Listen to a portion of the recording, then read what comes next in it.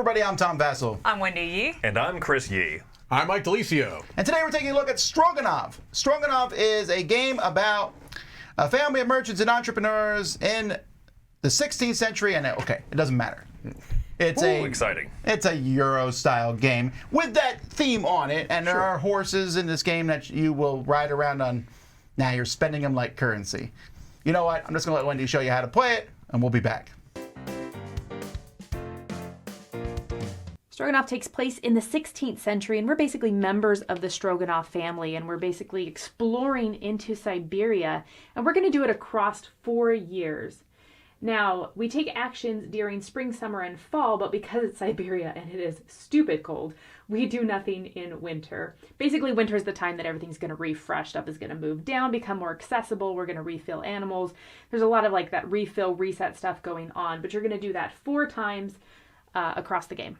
Up here is the round structure of the game. So what you're going to be doing is you're going to be taking a movement action, you're going to take a regular action, and then you can take another regular action or an upgraded action. So basically a silver or a gold action. And then in addition, there's an opportunity to spend some furs to take either an upgraded or a basic action, just depending on what you spend and where you're located. So movement is just simply always moving right on the board. You never move left unless you take a specific action for that. The basic actions do all this stuff up here. You can do movement, you can get more resources, you can hunt and get furs, all that great stuff. Gold actions are actually down here. These are the upgraded ones. And this is basically how you get bigger, better, more great things. You can get cards that you can fulfill. You can actually fulfill stuff. You can get more territories. You can get these bonuses. There's lots of different things that you can do with those more upgraded actions. And then finally, depending on where you're located, you can spend any fur to take an additional basic action, or you can spend a fur specifically of the location that you are at to take an upgraded action. So you get anywhere from 2 to 3 actions per turn. Stroganov has a lot of resources going on with it. The resources that you have are coins, loots, horses, and furs. Furs are the most interesting one, and they're definitely the one you use the most. So furs have each an inherent value that each one of these animals has, and the higher the value, or the higher the number, usually the higher the value. However, you cannot trade 2 3s for a 6. If you need a 3, you need specifically a 3. And there are ways to mitigate that up here with these free actions. But the furs let you do a lot of really cool things. They let you gain these landscape tiles, which give you bonuses at the bottom. So extra stuff that you can get, points, those wonderful things. And they also have some set collection going on in the corner. They also let you fulfill these cards. These cards right here, they require a certain amount of animals, but they give you certain powers, abilities, extra scoring, lots of really good stuff there. Money is used for mitigation, so you can trade that in so that a higher fur can become a lower fur, or wild fur, or any of those kind of things. The horses are used to hunt down as well as move farther so you can get deeper into Siberia and do more stuff. And then finally the loots on this little track over here, this is the story track, and it just lets you get these extra points and stuff going on here. So there's a lot going on, a lot that you're doing, but basically you're collecting furs, you're trading them in for different things that can give you points, different player powers and abilities, and eventually after the 4 years go by, you're going to trade all that stuff in, get points, and hopefully win. So when it comes to components, I really like the art of this game. A lot. I think it looks great. I like most of the components. Not a huge fan of the horses because they're spindly. They're really They look like they're going to break. They're going to break. Yeah. Yes. I have experience with these kind of meeples. The way that those are cut, they're going to break. They just do. Now, I think that is a deluxe edition only. I think they're just tokens in different editions and stuff. We're looking at the deluxe one. It's what we've got. Insert's terrible. I hate this insert so much. Stop wasting money, Game Brewer, on 5 sheets. It's like 5 or 6 sheets of cardboard to build a stupid insert that you have to slide stuff into. And I hate this insert so very much. Wow, Well, there's finger holes for I do it. not have the issue with the insert. No, there's like literally finger holes cut out that your fingers don't fit in. Yeah. Like you can't get stuff out because... Also, did you build these inserts? I absolutely built the insert. Yes, the insert took a little bit of time. You know what it did? It saved me a whole lot of time every time I want to get this game out and set up. No, I'm I sorry. can put it in bags and do the same thing. I disagree. I disagree fundamentally. I don't love the insert. I think several aspects of it really work, though. Yeah. I Just to think be clear, I'm throwing the insert away that's cool. here. This is great. There's your stuff. Correction. You could do that with my little plastic I'm throwing away bins. the Yeah, the bins are fine too. I'm not comparing this to other ones. I'm saying this as a finite. I'm saying or that as a, adds to the cost of the game considerably. That many punch boards, it definitely does. Okay. And I don't think it's worth it. Now, it's not as egregious as some of their other games. Sure. No, yeah, this one functions for the most part. I don't think you can store it standing up. I don't think you can store it vertically. Yes. Stuff will shift. But this would be this would be a horizontal storage game. I don't have the issue with the insert you do. My other issue, which I think you disagree because we talked about it, is I don't particularly like the iconography / explanation of how to do a turn. Because they're like, I feel like something's missing. you may take an action, bonus. and then a bonus action, and then possibly another action, and on the board itself, you're like, it's Race for the Galaxy iconography almost. It's hieroglyphs. I feel like it works except for the action specifically. Because for some reason, there's 3 possible actions you can take, but there's only 2 lines of iconography. Like, that's not, It's that's just not clear. weird, and I But the have rest to, of it I I'm have to fine look up with. stuff in this game all the time. Like, what does this do? There's a lot of things. It's so interesting. I don't know why. I have that problem in so many Euro games. You I have a don't- sliding scale. The easier the game is, the harder it is for you to understand, and the more complex. I'm Apparently, serious. it's just I think I must have a very odd working brain because this one, other than I do agree with you that the actual turn structure is not intuitive. It takes time to wrap your head around the idea of, okay, I have one action that I'm getting, and then I have another action that may or may not be an advanced action, and that takes some getting used to. Outside of that, as far as looking at the tiles and what the tiles are telling me to do and what the iconography is, it's fine. Do I think the board is probably cluttered with unnecessary iconography? Yeah, I agree with that. And speaking of the board, since we already kind of jumped past components, I do think it's important to point out that there have been some pretty well documented issues with the components that I agree with. Namely, even this board is tearing up in the middle. Yeah, the board is not. It should have been more. It should have been reinforced at all. To the extent that the publisher is even saying that they're going to replace boards for people that ask for them. Yeah, there it is. Really? Terrified And you you're know going to why? rip It's that in because half. you slide those tiles down. Then Well, the board needs to be flat. If it's up at all, they're going to That's rip true, this up and every also time. they need to be reinforced on the back as well. Oh, it looks so bad for me. So yeah, you have to baby this board, unfortunately. Yeah, Which you can see I'm taking good care. yeah, you're being very, very careful with that board. The top layer of the board is cluttered. It is. The bottom part of the board, though, is beautiful. I agree. And I think agree. that has like a very nice, serene kind of landscape feel to it. So it's a little bit clashy to look at, and it makes the iconography harder to understand. But once you get it, I think that the iconography is, for the most part, pretty good. I like that the basic actions are the silver rings. Yes. I like that the advanced actions are the gold rings, the Sonic the Hedgehog rings. And they are... And they're notated on the board that way. They're notated around on the board in the different spots. I think that layout works well once you get past the...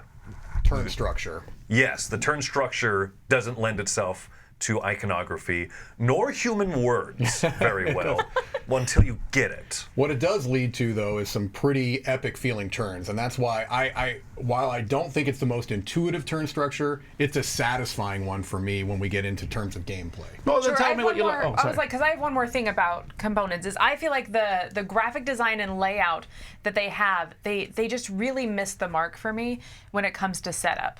Because you're putting out a whole bunch of tiles on the board, you're setting things up, and they don't have little outlines. It's not obvious where you put stuff unless you look at the component and say, oh, okay, the yurts go down here, the landscape tiles go here. Like, I just wish that there was something on the board, little bits of outline of stuff so that I could see. Like, you made the pieces look different shapes. Why can I not see those on the board? I guess I agree with like the yurts. They don't. I mean, they fit in the art image, In the art. but it's but so in hard to other see. places, it's very clear, like where the song tiles go and where the. I mean, I guess I partly agree with you there. So jumping to gameplay, well, one more thing about setup, it's a pain. Gameplay wise, Wait, Mike, I feel like you that's what pulled she them just out. said. no, I'm just saying. The insert. Oh. You know, not the insert. I'm just saying, like, you have to put out all the tiles, then you have to There's put a out all lot the of fur tiles. tiles. That's what I'm getting at as far as setup. It'd be worse without this insert, I say. I agree. Gameplay wise, this is one of those mid-weight Euros that for one reason or another just kind of spoke to me. I really liked the idea of kind of progressing down this path, this kind of one-way path, but being able to manipulate things. I felt like, you know, a lot of times the idea of mitigation is brought up, and this isn't even a dice game, but there's so much mitigation that can be done in this game. I feel like a lot of times you'll be sitting there on your turn and thinking, this is what I really want to do. I can't do it. Oh, wait a minute.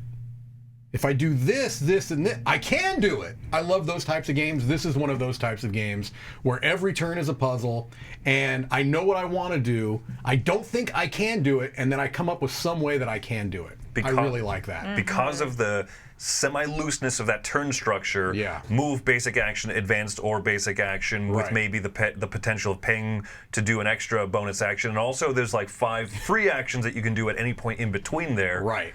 There's a trade-off in that super awesome epic turns, but then also, are you done with your turn yet? A lot of downtime. Are you done with your turn yet? Yeah. You know, and if someone doesn't lay down their little meeple and say, like, I'm done, sometimes the next person doesn't start their turn thinking that the previous person's still going. This is absolutely one of those games you have to declare, like, I am done. I am done. Next person proceed. Do the Las Vegas dealer thing.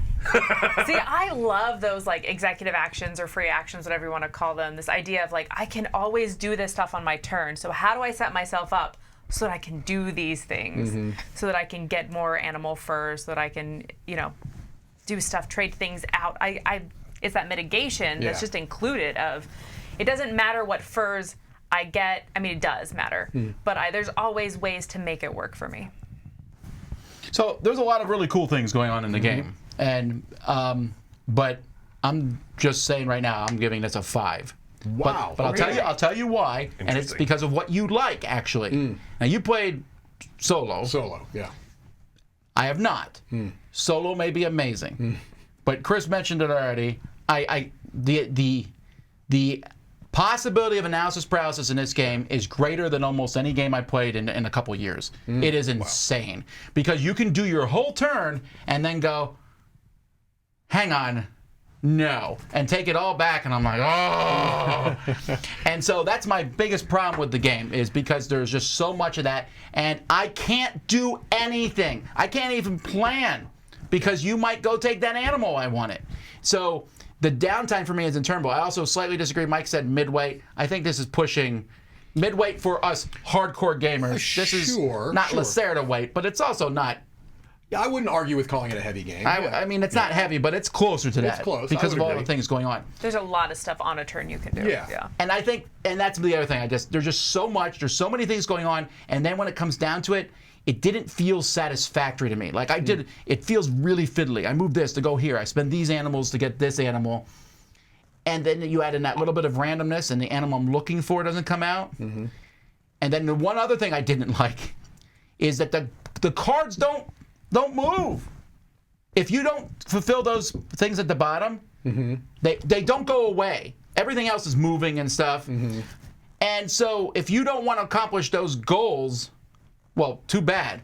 I might be like, ooh, I have a bunch of this kind of animal. Maybe one of those goals will come out. Not if no one does those. And I definitely was in a game where they just stagnated at the bottom. Don't they move at the end of a season, though? Yeah, well, at that point, but they don't. But the front one doesn't discard. Yeah, they completely refresh halfway through the game. Right. Halfway through the game, and that's not enough to get down to the better ones. If they're not being if they're taken. Not being going. Yeah, I get And that could happen because there's so many different ways to score. Sure. And horses can be used in 2 different ways. And I think, I want to be clear, I'm giving it a 5. I'm not saying it's a bad game. I'm saying I don't like it. Sure. Sometimes I say games are bad. This is just not for me because I am bored on your turn. Yeah. I really am. Okay. And I don't like when someone takes their turn back twice. Oof. You know, they go, blah, blah, blah, blah, blah, blah. Nah. Blah, blah, blah.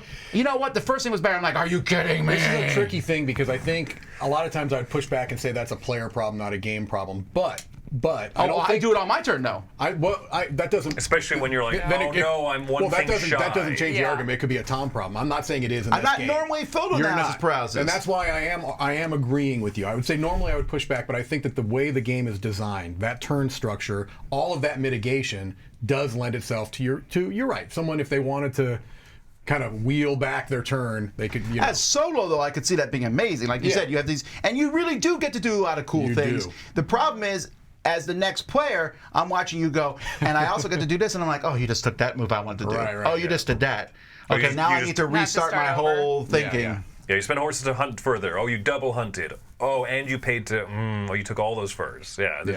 So, I think because of that reason, I would prefer this at 2. Like, I would play this with more players at like a convention, but I don't think on just a general evening I would sit down with more than 2 Disagree. people. This is a 2-player max game for me. Really? What's your rating? I'm giving this one a 7.5. I like it a lot. 2 players. That's it. I might even play the solo because the solo will do things like take out the cards, and so that more things will shift and move. It'll be a little more dynamic. I like this a lot. There's production issues that keep it from being an excellent game for me. I think that you also, not everything is in the rule book. There are clarifications that I need about. We did have problems with that. There's clarifications you need about the turn structure. If you pay for the bonus action in the, as the extra main action, can you do that before you do the regular one? Because that matters sometimes. You got to look those things up on erratas and Board Game Geek forums. When you play with the advanced side of the boards, particularly, there are some potentials with the rules as written in the box for infinite loops.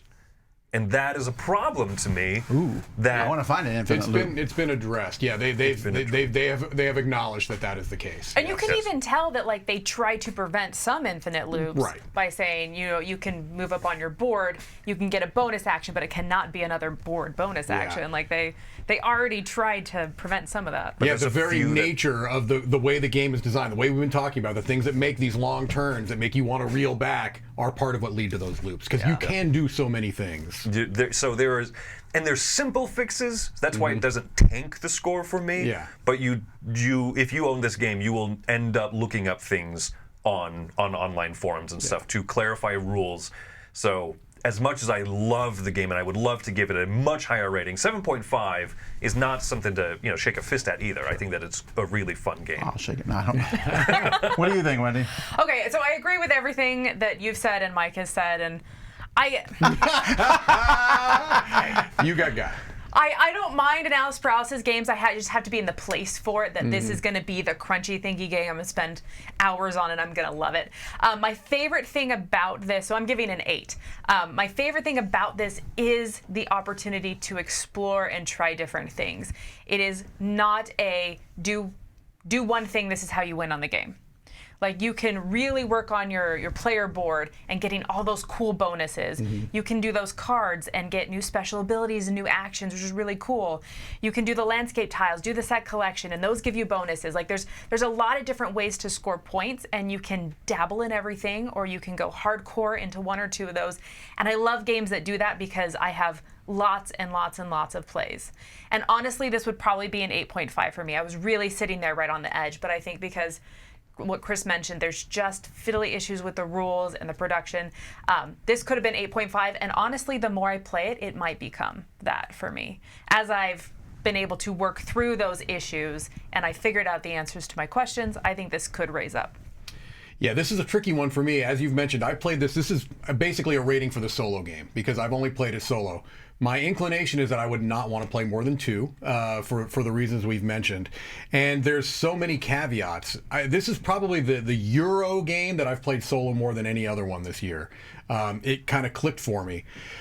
But there are some issues there. I'm coming at a 7. I'm coming at a 7 because it's something that I enjoy. I recommend it as a solo game, but once you start adding caveat after caveat after caveat, you have to really think, okay, that has to affect the score.